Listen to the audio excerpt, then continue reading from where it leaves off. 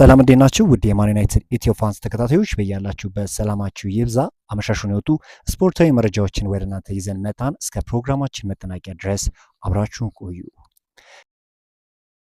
የማንቸስተር ዩናይትድ የግራ መስመር ተከላካይ ሉክ ሾው በታዋቂ ኦልድ ትራፎርድ ሜዳ ላይ በየሳምንቱ መጫወት ስለሚሰማው ልዩ ስሜት ልብ የሚነካ አስተያየቱን ሰጥቷል። ተጫዋቹ ለዚህ ታላቅ ክለብ መጫወቱን እንደ ትልቅ የህይወት እድልና ክብር እንደሚመለከተውም ገልጿል። ሉክ ሾው ሲናገርም እውነት ለመናገር በዓለም ዙሪያ የሚገኙ በሚሊዮን የሚቆጠሩ ሰዎች እዚህ ቦታ መሆን ይፈልጋሉ። እኔ ደግሞ በየሳምንቱ ይህንን እድል ከሚያገኙ እድለኞች ውስጥ አንዱ በመሆኔ ትልቅ ኩራት ይሰማኛል ብሏል። ተጫዋቹ ለዚህ ታላቅ ክለብ መጫወት ምን ያህል ልዩ ስሜት እንደሚፈጥርበት ሲገልጽ ለማንቸስተር ዩናይትድ መጫወት እውነተኛ መታደልና ክብር ነው ብሏል። በተለይም ሜዳው ላይ ስትራመድ የሚሰማ ስሜት ሁሌም ቢሆን የተለየ ነው፣ እጅግ አስገራሚ ስሜት ነው ሲል የውስጡን ስሜት አጋርቷል። ይህ የሉክ ሾው አስተያየት ለዩናይትድ ደጋፊዎች የክለቡን ታላቅነትና በኦልድ ትራፎርድ ሜዳ ላይ መጫወት ምን ያህል ልዩ ስሜት እንዳለውም የሚያስታውስ ነው።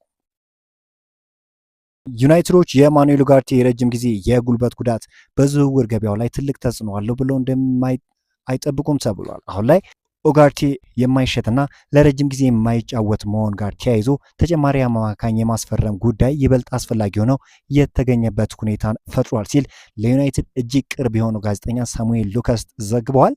ማኑኤል ኡጋርቴ ጉዳት ማስተናገዱ የሚታወቅ ጉዳይ ነውና ይህንን አስከትሎ እንግዲህ ማንቸስተር ዩናይትዶች ለማኑኤል ኡጋርቴ ትክክለኛውን ተተኪ ተጫዋች ለማስፈረም እንግዲህ እንቅስቃሴ ያደርጋሉ ተብሎ ነው የሚጠበቀው። በክረምቱ የዝውውር መስኮት በርካታ ተጫዋቾችን እየተመለከቱ ይገኛሉና የመሃል ክፍላቸውን ለማጠናከር ወደ ገበያ የሚወጡበት ትክክለኛው ጊዜ አሁን እንደሆነ ነው እየተነገረ የሚገኘው። ፈረንሳዊ አማካኝ ኦሬሊያን ቹዋሚኒ በማንቸስተር ዩናይትድ የዝውውር ራዳር ውስጥ የገባ ተጫዋች እንደሆነ ይታወቃልና አሁን ላይ የስፔኑ ጋዜጣ ስፖርት እንደዘገበው ከሆነ ተጫዋቹ ማንቸስተር ዩናይትድ ለመቀላቀል ፍላጎት ማሳየቱ ተሰምተዋል። በዚህም መሰረት ቀይ ሰይጣኖቹ ተጫዋቹን ለማስፈረም የዝውውር ጥያቄ እንደሚያቀርቡም ይጠበቃል። ሎስ ብላንኮቹ ከተጫዋቹ ዝውውር ስንት እንደሚፈልጉ እስካሁን ግን በግልጽ አልታወቀም ተብለዋል። እንግዲህ ኦሬሊያን ቹዋሚኒ በጣም ኳሊቲ ያለው ተጫዋች እንደሆነ ይታወቃልና በሪያል ማድሪድ ቤት የመቆየት እድሉ ጠባብ ነው። ታዲያ ከዚህ ጋር ተያይዞ ማንቸስተር ዩናይትዶች ይህንን ተጫዋች ለማስፈረም እንቅስቃሴ ያደርጋሉ ተብሎ ነው የሚጠበቀው።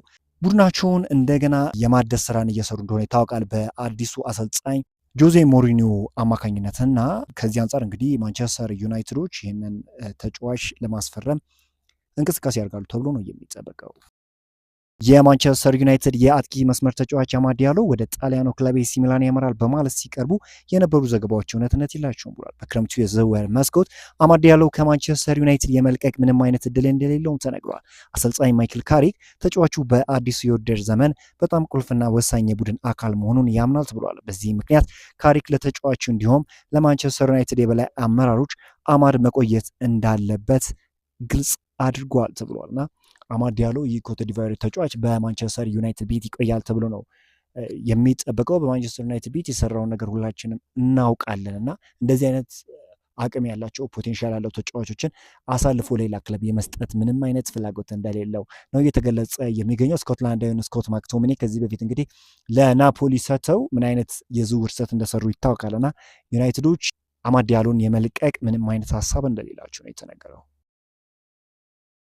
የሊሉ ወጣት ተጫዋች ኤውባዲ በአውሮፓ የዝውውር ገበያ ውስጥ የአራት ታላላቅ ክለቦች ትኩረት ማዕከል ሆነዋል። እንደ ፋብሪስ የዜና ምንጭ ከሆነ ማንቸስተር ሲቲ፣ ማንቸስተር ዩናይትድ፣ አርሰናልና ባየር ሙኒክ ተጫዋቹን ለማስፈረም ፍላጎት ያሳዩ ክለቦች ናቸው። የሊል ፕሬዚዳንት ኦሊቨር ሌታንግ ተጫዋቹን ለመልቀቅ ከ80 እስከ 100 ሚሊዮን ዩሮ የሚጠብቁ ሲሆን ይህንን ከፍተኛ የዝውውር ዋጋ በዋነኝነት እንደ መስፈርት ማስቀመጠውታል ተብሏል። ከዚህ በተጨማሪም ክለቡ ተጫዋቹ የልምምድ እድገቱን በአንድ ተጨማሪ ዓመት በሊል እንዲቀጥል የሚያስችል የውሰት ውል ስምምነት በዝውውር ውስጥ እንዲካተት ይፈልጋሉ። በሌላ በኩል ተጫዋቹ ራሱ የፒኤስጂ የዝውውር እቅድ ቢስበውም በቡድኑ ውስጥ ያልታሰበ የተጫዋች መውጣት ካልተፈጠረ በቀር ግን በዚህ የዝውውር መስኮት ተጫዋቹን ለማስፈረም ምንም አይነት እቅድ እንደሌላቸው ነው እየተገለጸ የሚገኘውና ይህ ተጫዋች በማንቸስተር ዩናይትድ የዝውውር ራዳር ውስጥ የገባ ተጫዋች ነው ተብሏል።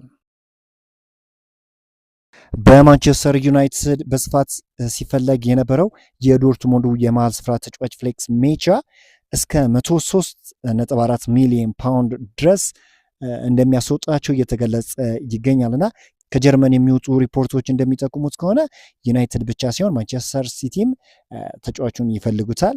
ነገር ግን አሁን ትክክለኛው ማንቸስተር ዩናይትድ እስከ 103 ሚሊዮን ፓውንድ ማውጣት የሚችል ከሆነ ብቻ ተጫዋቹን ማግኘት እድል ይኖረዋል እንጂ ከዛ ውጪ ተጫዋቹ እንዲህ በቀላሉ የሚገኝ ተጫዋች እንዳለ እየተገለጸ የሚገኘው። ይህንንም ተከትሎ እንግዲህ ዩናይትዶች ሌላ አማራጮችን ይመለከታሉ ተብሎ ነው የሚጠበቀው።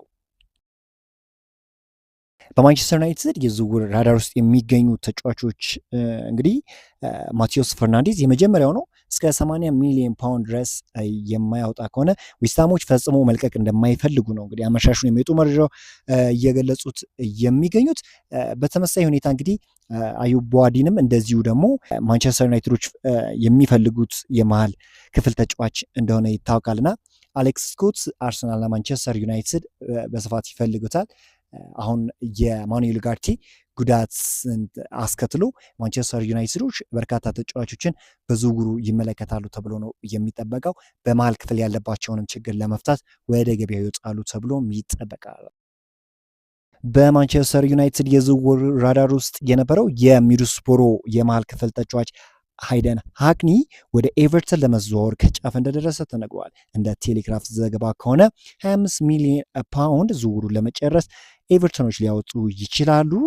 ማይክል ካሪክ በጣም ተጫዋቹን ይፈልገው ነበር። ነገር ግን አሁን የሚወጡ መረጃዎች እንደሚጠቁሙት ከሆነ ተጫዋቹ ወደ ኤቨርተን ለመቀላቀል በጣም እንደተቃረበ ነው እየተገለጸ የሚገኘው።